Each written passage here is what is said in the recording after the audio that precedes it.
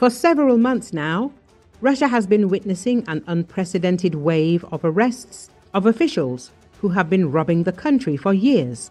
However, even the scale of the thefts will not be able to bring Russians to protest against the Kremlin authorities. This was stated in a commentary to Glavred by the former head of the Luhansk Military Civil Administration, former Deputy Minister for Temporarily Occupied Territories and Internally Displaced Persons, Georgy Tuka.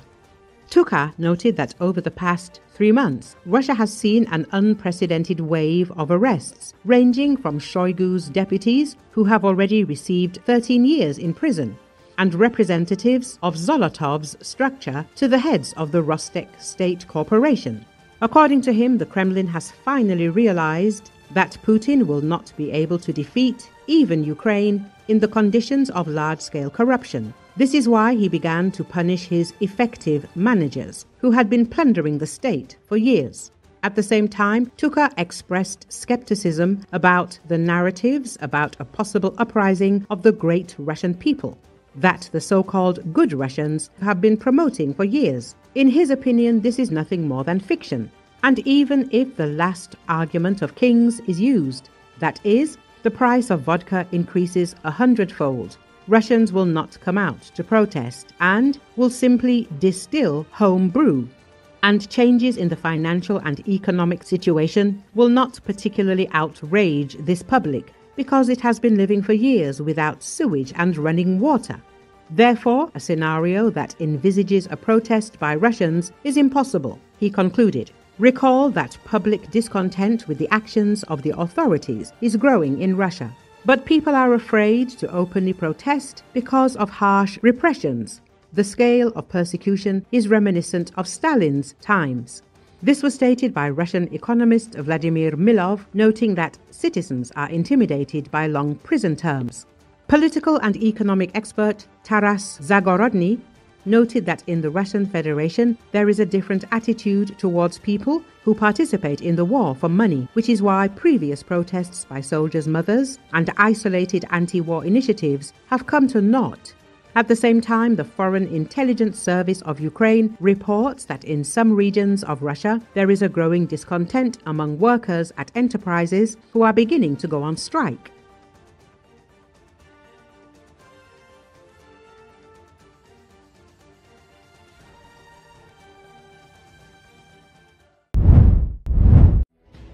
Russia may be preparing for a major summer offensive, CNN reported on Thursday.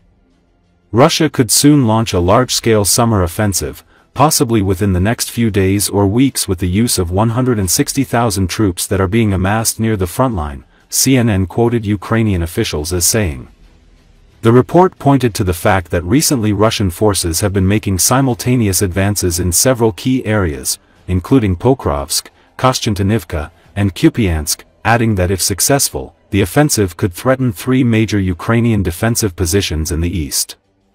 Ukrainian commanders are cautioned that if Russian troops manage to break through at Rodinsk, near Pokrovsk, Ukrainian units there could become surrounded, a situation reminiscent of the encirclement in Avdiivka. CNN highlighted that Russian President Vladimir Putin may be aiming to act within a 50-day timeframe, the period Donald Trump has suggested before enacting secondary sanctions against Russia. This window could see a significant increase in Russian military pressure on the front lines. CNN quoted Keir Giles from Chatham House as saying that the deadline of 50 days gives Russia plenty of time to concoct its own alternative plan, and once again outmaneuver Washington through a diplomatic ploy which Trump may well accept willingly. Trump's latest extension of his notional deadlines for Putin extends Ukraine's suffering for the same arbitrary period. In the past 72 hours, Russian troops have edged closer Rodinsk settlement near Pokrovsk. CNN also quoted a Ukrainian commander as saying that Russian offensive had been underway for some time. It has probably not reached its peak yet, he said, but they have been advancing for some time and are doing so quite successfully.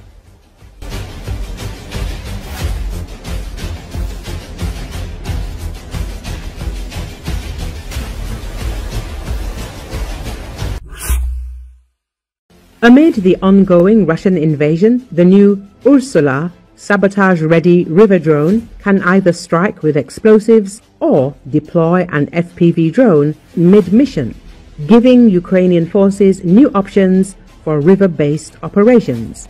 Drone warfare has defined much of the Russo-Ukrainian war, with unmanned systems deployed across air, land and sea. Now, Ukraine is also advancing a fourth domain, river warfare, by developing robotic systems designed for inland waters alongside its growing maritime drone fleet. According to Militani, the Association of Ukrainian Engineers reports that Ukrainian firm Novitech has developed a new compact unmanned surface vessel named Ursula. Measuring about 1 meter in length, the vessel can support different mission profiles depending on its configuration. The design is intended for sabotage and reconnaissance missions in difficult, narrow river networks and frontline water zones where larger systems cannot operate. This is not the first time Ukrainian-made unmanned boat built for river operations. Earlier this year, Ukraine's defense forces began testing the Black Widow 2 drone boat. Like Ursula, it measures 1 meter long. It weighs 8 kilograms, reaches speeds up to 40 kilometers an hour, and has an operational range of 10 kilometers. Black Widow 2 can remain in standby mode for several days while awaiting a target. However, unlike Ursula, it does not carry or launch FPV drones. Controlling a 1 meter electric boat may seem like child's play, but the vessel is more dangerous than it looks. Besides spying and recon missions, the river drone can be loaded with several kilograms of explosives. The 3-kilogram payload, according to the developer, is enough to destroy small boats and vessels, Militani notes. There are 3 main configurations for the drone. In its reconnaissance role, Ursula carries optical and thermal cameras atop a stabilized mast, streaming real-time video of riverbanks, channels and coastal approaches to operators up to several kilometers away. The vessel's low profile makes it difficult to detect visually or by radar. As a floating mine, Ursula carries up to 2 kilograms of high explosive charge. The warhead is detonated via secure radio command when a target enters a pre-programmed proximity zone, allowing remote engagement of enemy vessels or infrastructure without exposing operators. As a drone carrier, Ursula's deck accommodates small FPV drones either for over-the-horizon scouting or performing strikes. After aquatic launch, the drones ascend on command, drawing power from the vessel's onboard charging and mission upload systems. This capability permits a seamless transition from waterborne approach to aerial assault without deploying larger manned platforms.